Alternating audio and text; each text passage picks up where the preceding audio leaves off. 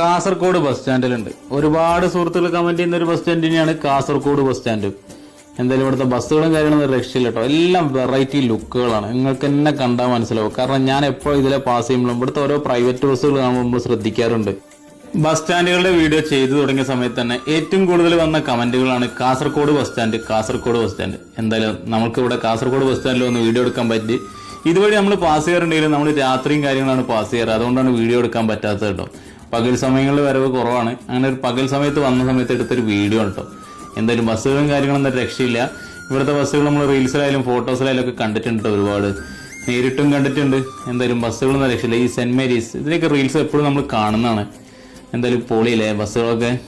എല്ലാം വെറൈറ്റി ലുക്കുകളാണ് കേട്ടോ. പുത്തൻ വണ്ടികളുണ്ട് ഒക്കെ ഉണ്ട്. ഇവിടെ അധികം കൊണ്ടോടി കൂടിയാണ് പുത്തൻ വണ്ടികൾ ഞാൻ കാണുന്നത്. അല്ലാത്ത വണ്ടിയും ഉണ്ട് കേട്ടോ. എന്തായാലും വണ്ടികളൊന്നും ഒരു രക്ഷയില്ല കേട്ടോ. പൊളി ഐറ്റംസ് തന്നെ.